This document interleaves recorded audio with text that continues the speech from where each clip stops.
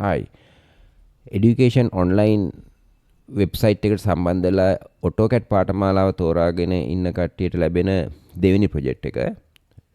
මේ ප්‍රොජෙක්ට් එකත් පළවෙනි ප්‍රොජෙක්ට් එක හා සමානයි. මොකද ඒකෙත් යූස් කරපු සීමිත කමාන්ඩ්ස් ප්‍රමාණය පමණක් පාවිච්චි කරලා මේක අඳින්න.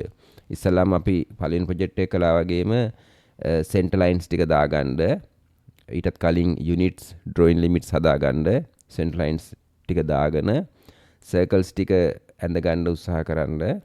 ඊට පස්සේ අපි කමාන්ඩ්ස් කීපයක් කතා කළා. ලයින් කමාන්ඩ් එක, offset, trim, extend, circle. ඒ ටික විතරයි පාවිච්චි කරගන්න. මොකද ඒ ටික විතරයි අපි දැන්ට මේ වෙද්දි කතා කරලා තියෙන්නේ. එතකොට ඒ ටික යූස් කරගෙන මේක අඳින්න උත්සාහ කරන්න. ඇඳලා ලේයර් එකක් දාගෙන ඒ ලේයර් එකට සෙන්ටර් ලයින් ස්ටයිල් එක සෙට් කරලා සෙන්ටර් ලයින්ස් මේක මේ ඩ්‍රොයින් එකේ තියෙන මේ සෙන්ටර් ලයින් ස්ටයිල් එක චේන්ජ් කරගන්න බලන්න සෙන්ටර් ලයින්ස් විදිහට. ඊට පස්සේ මේකේ තියෙන ආකාරයටම ඩිමෙන්ෂන්ස් දාන්න ඔයගොල්ලෝ උත්සාහ කරන්න. එතකොට ඩිමෙන්ෂන්ස් දැම්මම තමයි අපේ ඩ්‍රොයින් එක කම්ප්ලීට් වෙන්නේ. හරි. එතකොට මම ඔයගොල්ලන්ට කලින් දවසේ කිව්වා, කලින් වීඩියෝස් වල විස්තර කළා මගේ ප්‍රොජෙක්ට් සීරීස් එක යන්නේ යම්කිසි කමාන්ඩ්ස් කීපයක් කියා දෙනවා. ඒක පාවිච්චි කරලා ඩ්‍රොයින්ස් කීපයක් දෙනවා. ඊට පස්සේ ආපහු කමාන්ඩ්ස් කියා දෙනවා. ආපහු ඩ්‍රොයින්ස් හම්බ වෙනවා. ආපහු කමාන්ඩ්ස් කියා දෙනවා. ආපහු ඩ්‍රොයින්ස් හම්බ වෙනවා. එතකොට අපිට නැතුව කමාන්ඩ්ස් ඔක්කොම කියා දීලා ඩ්‍රොයින්ස් දෙන්න ගියොත් එහෙම ඔයගලන්ට ඒ ඩ්‍රොයින්ස් වලට ඇප්ලයි කරගන්නේ මොන කමාන්ඩ්ස්ද කියන එකේ ගැටලු වෙනවා. එතකොට අපේ ප්‍රොජෙක්ට් දෙවෙනි එකනේ.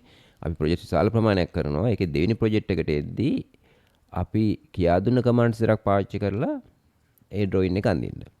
ඊට පස්සේ මම ඔයගලන්ට කියා දෙනවා තුන්වෙනි ප්‍රොජෙක්ට් එකට එද්දී තවත් කමාන්ඩ්ස් කීපයක් කියා දෙනවා. එතකොට ඒවත් යූස් කරගෙන කලින් ඒවත් යූස් කරගෙන මේ ඒ ප්‍රොජෙක්ට්ස් කම්ප්ලීට් කරන්න පුළුවන්. ඒ වගේ අපි ඉස්සරහට ප්‍රොජෙක්ට් විශාල ප්‍රමාණයක් යනවා. ඒක ඒ සම්පූර්ණ පාඨමාලාවේ සියලුම ප්‍රොජෙක්ට්ස් කරලා ඉවර වෙද්දී අපිට 2D වලට අවශ්‍ය සියලුම කමාන්ඩ්ස් පාවිච්චි කරන්න හැකියාව වෙනවා. ඒතර හවුස් ප්ලෑන් පැත්තට යද්දී තව ගොඩක් කමාන්ඩ්ස් හම්බ වෙනවා. එතකොට ඒකින්ද අපි ස්ටෙප් බයි ස්ටෙප් යන් එහෙම නැත්නම් තැන් වලින් පටන් ගත්තොත් ඕගලන්ට CAD එක හරියාකාරව ඉගෙන ගන්න අපහසු වෙනවා. හරි. එහෙනම් මේක ඩ්‍රොයින් එකත් අඳින්න ගැටලුවක් තිබ්බොත් මට කමෙන්ට්ස් කරන්න, කෝල්ස් කරන්න. ඒතර මම උදව් කරනවා. හරි. එහෙනම් මේකත් උත්සාහ කරන්න. අපි තුන්වෙනි ප්‍රොජෙක්ට් එකට එන්න කලින් තව තියරි කොටස් ටිකක් මම දාපු තියරි කොටස් ටික කරන්න. මොකද අපි ඔන්ලයින් වෙබ්සයිට් එකේ තියෙන පිළිවෙලට එන්න. හරි. ඒ කියන්නේ ඒකේ මම ලෙසන්ස් යුනිට්ස් විදිහටයි ලෙසන්ස් විදිහටයි ඕඩර් එකක් සෙට් කරලා හරි ගසලා තියෙනවා. ඒ ඕඩර් එකේ පිළිවෙලට වෙන්න තැන් වල ලෙසන්ස් තෝරගන්න යන්න එපා. පළවෙනි ඉන්ට්‍රොඩක්ෂන් එක කරා, ඊට පස්සේ ලෙසන් 1 කළා, ලෙසන් 2 කළා, ඊට පස්සේ project. I lesson 3, lesson 4, I project. හරි. එතකොට ඒ විදිහට ගියාම ඔයගොල්ලන්ට තියරි ටික ලස්සන්ට මේ සෝට් අවුට් කරගන්න පුළුවන්. හරි. එහෙනම් මේකත් උත්සාහ කරන්න අර මුල් ප්‍රොජෙක්ට් එක ඇඳලා ඉවර කට්ටිය. ස්තුතියි.